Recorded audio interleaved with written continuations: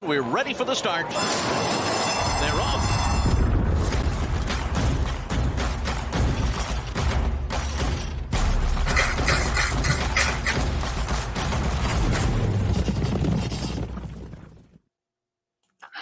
Welcome in, everybody. It's official. The Banter Show Weekly, where Jeff Siegel and I take care of 5 topics on the big board and round out our opinions. Jeremy Plonk, Jeff Siegel with First Bet and Express Bet. Jeff, Saratoga, and Del Mar are finally together again, and we're back to review them. Yeah, I had a good time at Del Mar on Sunday, and it was good to go back there and see live racing, great racing, challenging racing, huge fields. They certainly bet their money at Del Mar. That was good. Watching Saratoga on television, outstanding racing as well. And we're really sliding into Saratoga now. They're going to be huge championship type races throughout the remainder of the meeting there. And Del Mar is going to gear up. Really important race this weekend, the San Diego prep for the Pacific Classic. So racing is great. People are betting their money. It's a fun time of the year. Travers Pacific Classic preps on deck this weekend. But before we get to that, let's go back to last weekend. We have to start our discussion with the cut to the chase. It wasn't at Saratoga. It wasn't at Del Mar. We're talking about Cyberknife cutting through the field in the Haskell. Let's take a look back. And now Jack Christopher is up to take the lead. Jack Christopher puts his head in front.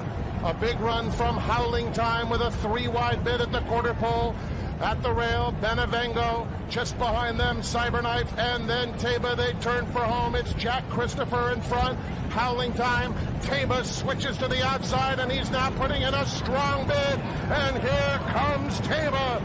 Taba in the center of the track with good-looking stride. Squares off with Cyberknife. Cyberknife takes the lead. Taba going with him. These two in a thriller. Cyberknife just in front. And Cyberknife has won the TVG.com Haskell over Taba. Jack Christopher finished third, and Howling Time was fourth. The running time, 1 minute 46.24 seconds. Jeff, a lot to unpack. There are some of the top horses in the division all matching up in the Haskell. It's Cyberknife getting the victory, and the question now becomes is he the one? He is a 2-time Grade 1 winner. He's the winner of the Arkansas Derby. He's the winner of the Haskell. Looking back in my notes, I can't find another 2-time Grade 1 winner as a 3-year-old this year in this crop. So Cyberknife has kind of went from off the map to like one of those pins right in the middle of it. I have to admit, I had probably have never given him the credit he deserves. He's a great-looking colt, and I was impressed with him earlier this spring. But he never run particularly fast on numbers, and I was wondering whether he would be exposed for being just below the best. As he appeared to be when he was beaten 42 lengths in the Kentucky Derby 3 races back after winning the Arkansas Derby. But if you draw a line through the Kentucky Derby, Jeremy, he is a really, really good colt. He wins an allowance race. He wins the Arkansas Derby. You throw in the bad Derby. Then he wins the Matt Winn. Now he wins the Haskell. Serious racehorse. They're getting better with every start for Brad Cox. And being by Gunrunner, he should continue to get better. And he earned a triple-digit 102 buyer number, which now makes him as fast as most of the 3-year-olds with the expectation that he's going to continue to get better. Yes, I am sold on Cyberknife. The other thing about this, Jeremy, is I didn't think he had a great trip. I know he got through on the inside, but he took a lot of dirt in his face, and he showed a lot of moxie as far as I'm concerned. I think this is Colts for real. Taba ran a good race, better than I expected that he would. I thought that, he made the wide move. Maybe you think he hung, but after the wire, he actually went past the winner again. And so Taba didn't give it up in the stretch, and I don't think he hung. I think he just got outran the last 100 yards by a horse who was particularly better on that part of the track, that part of the day, for that final 100 yards. But Taba, I thought, accounted himself very well, too. He did, and I believe Bob Baffert when he said he was a work away, because Bob's only been back for a couple of weeks now, so I don't really think he tightened him. He had to run him there. There was nowhere else to go, really. But I expect Taba to run better next time. But the thing about Taba, though, he got to the outside, and he was in full flight from the quarter pole home with no dirt in his face, nobody in his way. Yeah. Jock was, set him down, whereas the other horse was kind of waiting for room, and he didn't really couldn't accelerate. So I know the ground loss people are going to say, oh, Taba should have won or something like that. But I'd rather have been where he was than Cyberknife, and they both left the field. I thought it was an outstanding race for both. And again, a career top number for Cyberknife. As for the horse that I thought was going to win, let's touch on him. Jack Christopher, he could not have gotten a better trip. He wasn't on the lead, but he was, again, never taking any dirt in his face, sitting out there, moving when he wanted to move, hitting the front, turning into the stretch. I thought he was going to quicken, and he tried for about, 50 yards or so. Right. But then he got enveloped, and the munnings jumped out on him. So he's still a really, really good colt. But at a mile and 1/8 against these two exceptional colts, that's not where he wants to be. And I'm sure now that you'll see him around one turn from here on in. Yeah, Jack Christopher, the munnings came out, as you mentioned. He's the half hours on the dam side as well. I mean, it's sprint on sprint, and he ran as far as he was probably bred to run, and then started to back up. We talked about this jokingly last week on It's Official, where the old football coach Bum Phillips had a line thrown to him about his great running back Earl Campbell, who couldn't complete the mile run in practice, and he said, if it's ever 3rd and a mile, I'll give it to somebody else. Well, I guess Chad Brown on 3rd and a mile and 1/8 or a mile and a quarter now is going to give the ball to Zandon or perhaps early voting. Right. But Bum Phillips, his famous statement, 3rd and a mile, he'll give it to somebody else. We're going to pass that one to Chad Brown now. Maybe we get Chad in one of those woolly jackets, dark glasses, and a hat. Chad Brown would look good in that look, wouldn't he? I think he would. I think he's I don't think we need to tell Chad anything. I think he's probably pretty convinced now. And look, you give him a shot. Maybe he'll go that far. Maybe he won't. It's a legitimate place to run him. I honestly, in heart of hearts, I thought he would get a mile in. I wasn't sure about anything farther than that. And as the race developed, Jeremy, I was very happy with the way the race shape was developing for Jack Christopher. He flat out couldn't get the trip, or at least he couldn't get it against this level of competition. Right, exactly. You back him up to 7/8 to a mile around one turn, or maybe even just a 2-turn mile. I don't know, but there are options for Jack Christopher and a chance for him to redeem himself. But this was a good race, and it's going to be productive. But we haven't learned. There's no real leader yet. I mean, obviously, Cyberknife coming off a win. Now you might say, okay, he's as good as there is in the division, but there are still some salty races coming up, including the Jim Dandy. You got the Travers. You got the Pennsylvania Derby, which I wouldn't be surprised, by the way, if that's where you see Taba next time out. Yeah, that makes sense. So I mean, it's a great division because nobody's solidified anybody, and everybody's in good form, and there's still a lot to learn about this division. Yeah, and we'll see how Epicenter comes back this weekend in the Jim Dandy as well. He was the leader of it going into the Kentucky Derby as the post-time favorite. To topic 2 on the big board this week, Nest hatches a stunner. We've seen this before. Nest went crazy in the Ashland at Keeneland, winning by 8 over the weekend. She outdid herself in the Coaching Club American Oaks. Is the leader as they head for the far turn. Secret Oath now makes her move on the outside, and the two of them hook up here. It is Secret Oath on the outside and Nest on the inside. Midway around the far turn, it is Nest on the inside with a head in front of Secret Oath. The front two have opened up a half dozen lengths on Society and Nostalgic, and Nest is getting clear from Secret Oath, who's being asked for more. Nest is in front, 3/4 in 1:11, and they head for home here at Saratoga with Nest the leader. Nest in front with 1/8 of a mile to the finish. Secret Oath could not keep up with Nest today. It is Nest who is opening up on the field. Nest putting in a grade 1 performance today. Nest, much the best in this Coaching Club American Oaks. She won by better than 10 lengths. Let's call it 12 1/4 lengths to be exact for John Embrial to the eyeball double digits, and it was indeed. Jeff, this daughter of your buddy Curlin is really blossoming at the right time. And out of a mare by AP Indy, so I have on. She's not done improving. She's still at only 3. She's had 8 starts, 5 wins, 2 seconds and a third. Earning a 104 Beyer speed figure in this romp, 2 points better, by the way, than what Cyberknife was assigned in his win at Monmouth. So now the question is, what do you do next, Jeremy? Do you go for immortality and try to win the Travers against the boys? It would be the first time since, I think, 1915 or something like that, that the Colts, that affiliate would have won the Travers. Or do you take the free bingo space and just go to the Alabama, win that race as you please, get an easy win, another grade 1, wrap up champion Eclipse Award honors in that division if you haven't already, and then point for whatever you want to point for in the fall, which would obviously include the Breeders' Cup distaff.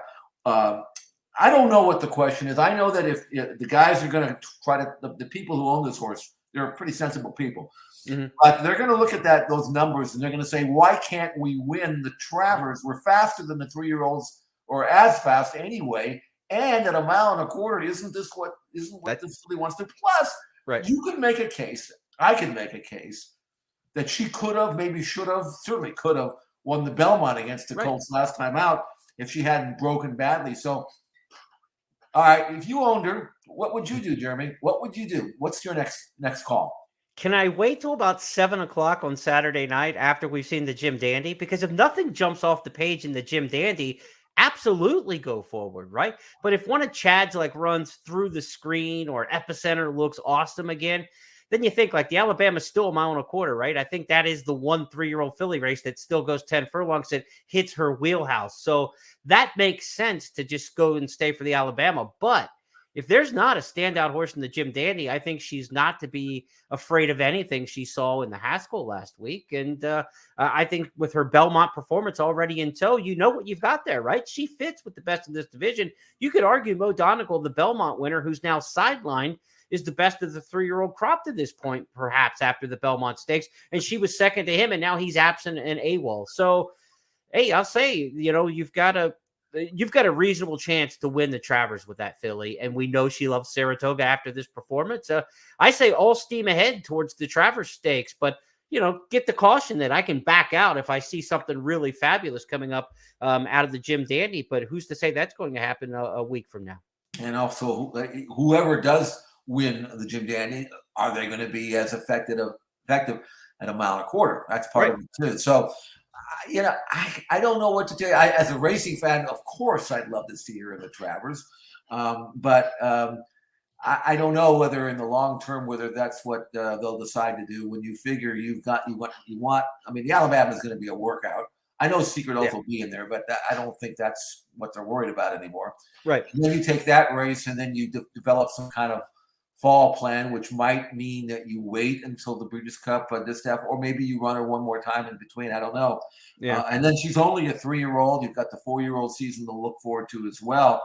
Maybe she's the kind of horse that you look forward to maybe going over to Saudi Arabia or something. I don't know, So, I mean, it's an interesting situation that Todd's going to be working with here and with his owners.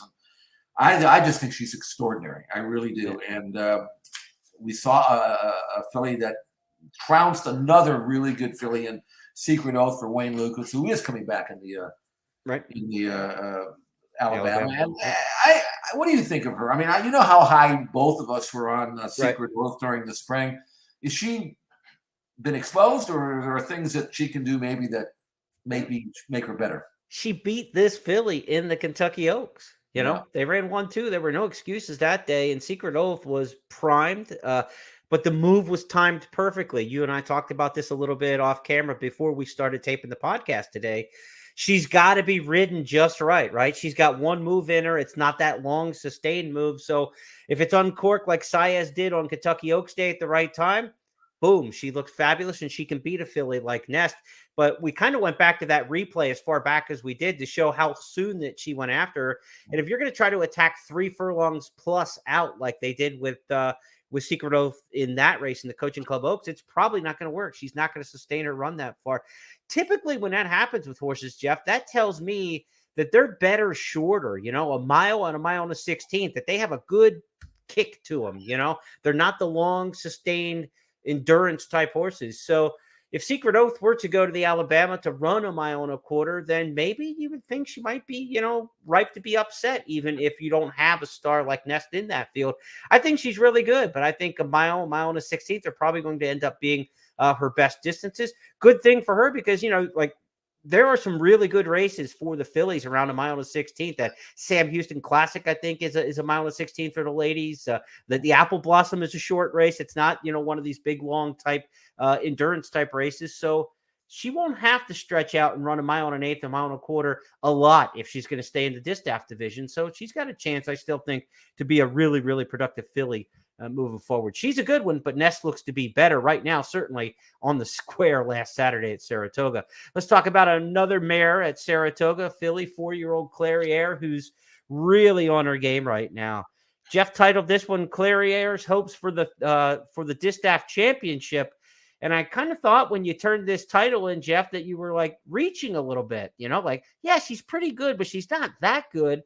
Then I went back and looked at her record. I looked who she's beaten so far this year, and Clariaire can make a case with anybody for this year's champion Distaffer after the performance on Saturday and what she's put together this year. She's 3 for 4 on the year with 1 second-place finish to Latruska, but then she avenged that loss to the Latruska last time out in the fifth. So she's 1-1 against Latruska, and she went on and won the Grade 1 here at Saratoga. Who would you put in front of Clariaire at this point in the division? She is the leader of the Distaff division. She is, and I'll tell you what, I think you're suffering the same thing that I was, remembering her as a 3-year-old. Yeah, because as a 3-year-old, she was always good, but looking at her form, she was second in the Fairground Oaks, 4th in the Kentucky Oaks, 3rd in the Mother Goose, 3rd in the CCA Oaks, 2nd in the Alabama. She couldn't beat anybody. She could finish 2nd or 3rd. So we always thought of her, I always pigeonholed her as being second level. Right. But here's the thing, Jeremy. She's by Curlin. So whatever she does as a 3-year-old, she's going to do better as a 4-year-old. Yeah. And since then, she won the cotillion. She was beaten less than a length in the Breeders' Cup filly in their Distaff. That was good. Finished 4th in that race. And this year, after winning her allowance race, finishing 2nd in a paceless race in the Apple Blossom when Latruska got loose in the lead. But since then, won the Ogden Phipps, comes back and wins the Shuvi and does it stylishly. Right. I absolutely think right now she is the leader in the older division. She may have to worry about Nest come Breeders' Cup time as a 3-year-old. But right now, Clariaire is good. And I love this win because while Malathot was on the outside kind of just enjoying the run of the race, this filly was down on the inside kind of checking and waiting for him. And she really accelerated when she had a chance. Let's take a look. Coming for the top of the stretch with Crazy Beautiful on top here. Clariaire, a bit tough to handle there, looking to come through down at the rail. Here comes Clariaire up the inside. Here's Malathot on the outside as they move down for the 8th pole. It is Clariaire, Malathot, Crazy Beautiful in between those two. It is Clariaire and Malathot on the outside. It's a showdown in the Shuvi that's going to go to Clariaire, who comes through on the inside to win it under Joel Rosario. Malathot was 2nd, and Crazy Beautiful finished 3rd. So what about Malathot here, Jeff? Last year's Kentucky Oaks winner. She seems to just be one-geared. She doesn't quite have the knockout punch and the acceleration. She can grind out victories with the best of them. She's never been impressive to the eye, but this is one again where she was on the outside in the clear, like you had mentioned before we watched the replay, and there was Clariaire having to do the work and get by Crazy Beautiful inside, who was leaning on her. Malathot, no excuse here. When I was watching the race, because she put the blinkers on, I thought she'd pull the jock to the lead. I mean, I thought that she'd be really sharp. She looked sharp in the morning with the blinkers on. And they went in the clubhouse turn, and the first thing that came to my mind is that Malathot is running like she's got the flu or something. I mean, she's just flat. She's supposed to be pulling the jock, and he's being hustled. And the other filly, Clariaire, is like this, and she's in the bridle and all that. And she never was going well, even after the race. Todd said that he thought that she was a little flat and a little quiet, and maybe it was the heat. You always look for excuses. Sure. Or maybe the blinkers just didn't do anything. Maybe that's what she is at age 4. Right. But what I saw there was that, she couldn't beat Clariaire with that kind of trip. I'm not sure she's ever going to beat Clariaire again, unless there was something physical that I don't know about. She hasn't made that second level move as a 4-year-old that I thought she would, but Clariaire certainly has. One good thing for Malathot is the Breeders' Cup and the Spinster are at Keeneland, a track where she's run well. If she's run well, her best races, I think, some of her best efforts came earlier this year at Keeneland. So maybe Malathot getting back there can kind of perk her up and move her up, and temperatures cool down and things like that. Maybe she's a little bit better. But she was a winner at Saratoga last year in the Coaching Club Oaks. So, we can't make the spa in the summertime the full excuse for her. But like you mentioned, at 4 years old was kind of a key point. Maybe that's where she's at as a 4-year-old. Speaking of fours, we go to a topic 4 on the big board this week. It was Del Mar's huge opener. Racing got underway where the turf and surf meet on Friday, where opening day had a record handle of 23.5 million, the most ever bet on the first day of racing at Del Mar for a racing meet, 21,000 in attendance. Jeff, good things out of Del Mar's opening weekend. And I know as horse players, we're not into the hats and the cougar contest and everything else they run at Del Mar. We want good fields and we want good betting races, and we got them this weekend at Del Mar. And that's the perfect storm that Del Mar enjoyed. You had 2 weeks of low sal, there's no grass racing, then another week in between. Mm-hmm. So there were a lot of horses that were fresh. They were getting back on the grass. The fields were loaded. 2-year-olds, by the way. I mean, Bob Baffert didn't even start a 2-year-old up until Del Mar. So there's a lot of 2-year-olds now that have been pushed back. They're not running at Santa Anita anymore. They're making their debuts. The 2-year-old races. There's a maiden 50 on Friday that went, I think it was 10, 4, and 7, which is 10, 4 also, and 7 left in the box. I mean, right. You're overfilling these races because you have a lot of fresh horses. And the gambling is great, challenging, but it's chance to get prices. That's what we want. We don't want these 5-horse fields with 2 to 5. So it all kind of, this is the time of year where you give some space in between the meetings, give a chance for the grass horses to refresh. And then you've got a lot of 2-year-olds now coming out for the first time. It was just kind of a perfect storm, and it was a storm for sure. You mentioned 20 some odd million being bet. This was the largest first week of handle they've ever had at the track, averaging well over $22 million. It was just great. I don't know how long it'll hold up. I hope it does. I mean, Friday's card, they've drawn that. Looks pretty good, really pretty good. So hopefully it'll keep going. But I thoroughly enjoy it. You know, we talk about the good old days. I don't even know what the old days are anymore. But I do remember when I was a kid, the fields were big, and we enjoyed it. Great racing, competitive racing, outstanding competition, great gambling, and let's hope that it can continue at least for most of the remainder of the Del Mar season. Let's put a couple numbers to it. 24 of the 32 races at Del Mar went with 10 or more starters, not entrants, starters in the race. So that's 75% of the races had 10 or more opening weekend. 28 had 8 or more. So only 4 races had less than 8 starters opening weekend. That's great to see. Only 6 claiming races. So it's not like they filled it with junk. And, these were quality races, a lot of allowance races. The interesting thing I thought was that there were 13 turf races over the 3 days of racing, Jeff. That's a little over 4 per day. 40% of the races were on the turf last week. And you say, well, that's how they cram the field size. They won't be able to sustain that. They ran 46% turf races last season. Throughout the entire season at Del Mar, 46% on the turf. So they were actually underperforming for a number of turf races. They can keep that course sustained throughout the course of the meet. They'll move the rail a lot. And when you move the rail, you're going to have smaller field sizes on the turf. Yeah. So that's where some of the numbers are going to come in. When they have to move the rail to preserve the turf course, you're going to see shrink field sizes there. Then you get your 6, 7, 8 horse fields on the turf. But it's a good sign. They did not overuse the turf course to get the numbers that they got opening week. And that should help them sustain a little bit as we get further into the meet at Del Mar. Another thought on the weekend? One more thing that I want to mention is the racetrack itself, because Del Mar's track can be deep, it can be biased, you can have that dead rail if you've seen that. But I don't know whether it's luck or maybe they figured it out, but the track has been fast. I don't mean hard fast, I mean legitimately fast, 3/4 and 12 and change. Not going to see that.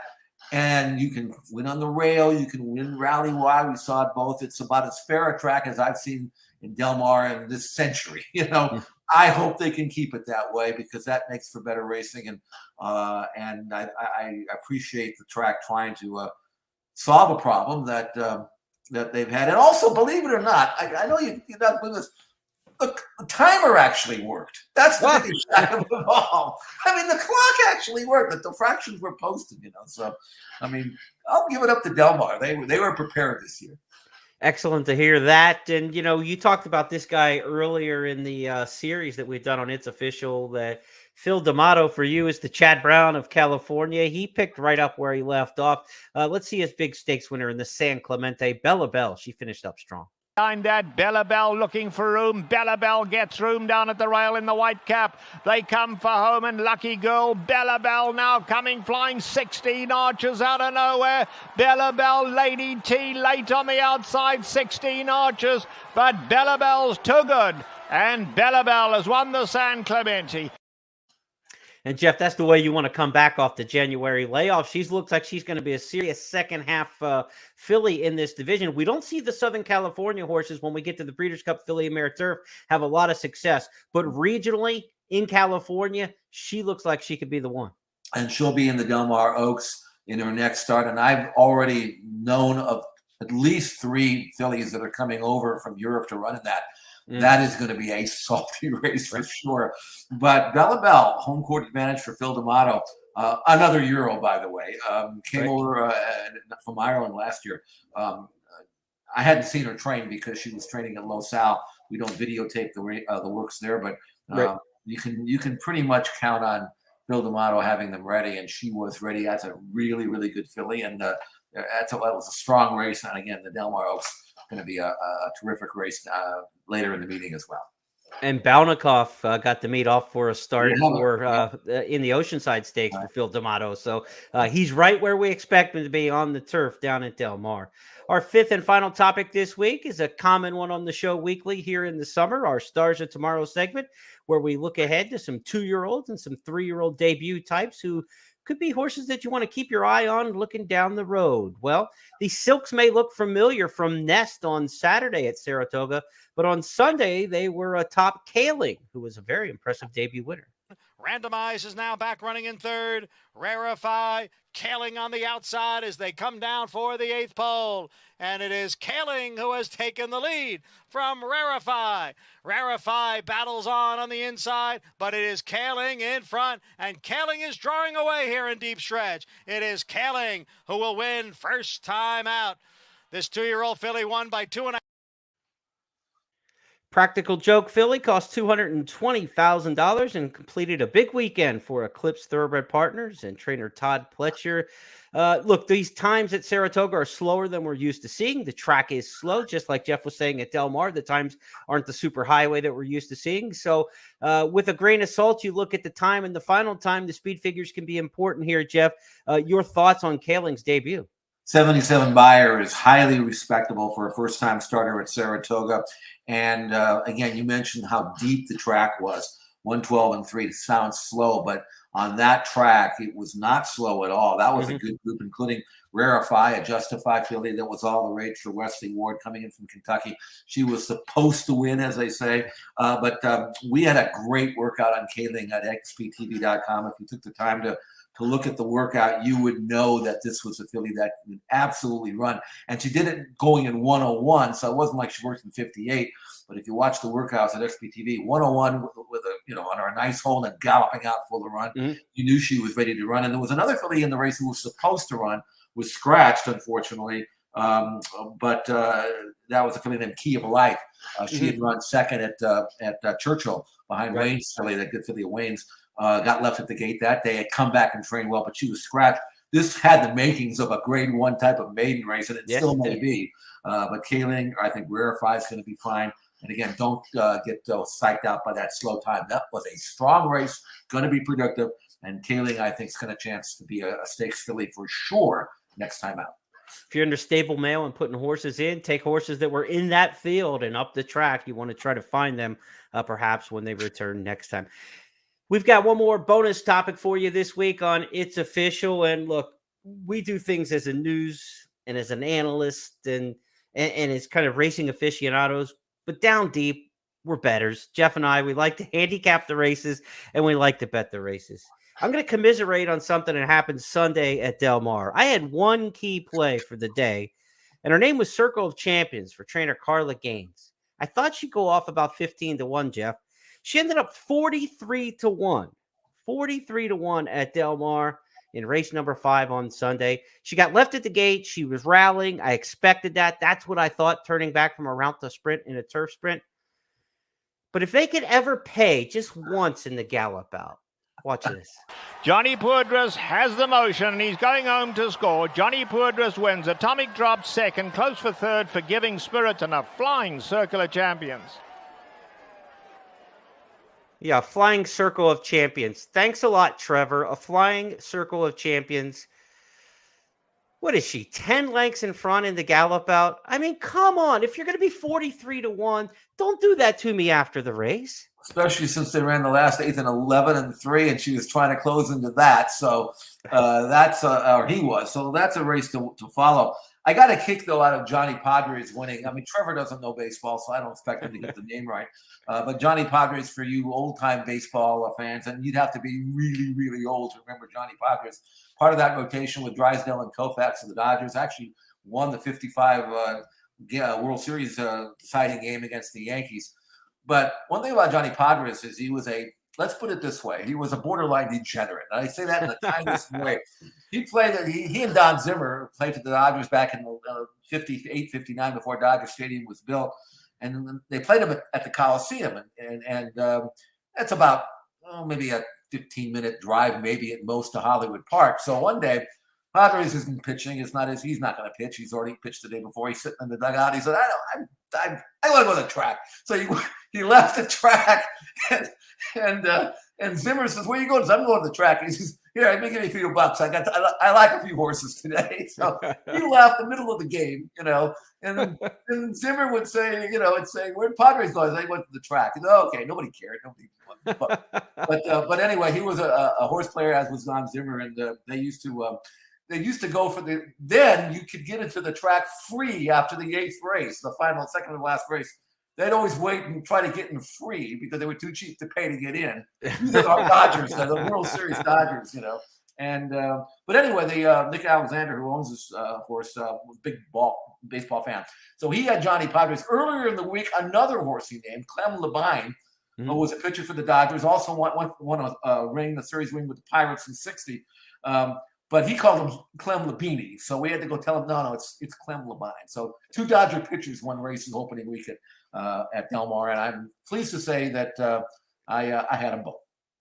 Can we get Oral Hershiser or at least somebody in this century into the mix at some point with these Dodgers? Kershaw. I think didn't Kershaw win? There is Kershaw. Yeah. Kershaw is running. In fact, he just ran last week. Kershaw there. There's a few others. Listen, I may be the only guy alive yet who actually saw these guys pitch in the 50s. So, it's dear to my heart to see that somebody's still out remembering my heroes when I was like 8 years old. Jeff, you had me until you said Dodger Stadium wasn't built yet. When you went to that line, I was like, all right, you're really predating me here. Yes. I never got to Ebbets Field because I never was in Brooklyn, but I went to the Coliseum to see the Dodgers play for sure. That's going to wrap up this week's It's Official. Let's review the topics that are now official because Jeff Siegel said so. Cyberknife cut him down and cut to the chase. And the Haskell, now maybe the leader in the 3-year-old division with 2 Grade 1 wins. Speaking of the leaders in the division, Nest has taken over the 3-year-old filly division with another stunning performance, this time in the Coaching Club American Oaks by more than 12 lengths over her Secret Oath, her rival in the Kentucky Oaks. Clariaire maybe atop the Distaff division, 1-1 this year with Latruska, and just put a impressive performance up on the board in the Shoe V on Sunday. A big win by Clariaire, taking down Malathot there, puts her in the Distaff discussion. And also Del Mar, we went west to talk about the opening weekend, Phil D'Amato's big success, and the big success at the box office and the entry box. Big boxes at Del Mar this weekend. Hopefully that continues throughout the course of the summer season. And in our stars of tomorrow, we gave you Nest stablemate, Kaling for trainer Todd Pletcher and Eclipse Thoroughbred Partners. $220,000 2-year-old filly to watch in the 2-year-old filly division. Jeff, that's going to wrap up this week's It's Official. We'll be back at it on Friday this week as our weekend handicapping podcast has gone video. So we're going to take you through this weekend at Express Bet First Call and First Bet First Call, all the stakes races this weekend. So we'll be back at it again on Friday. See you then. All right. On behalf of Jeff Siegel and everybody at First Technologies, good luck at the races, and we'll see you back here Friday.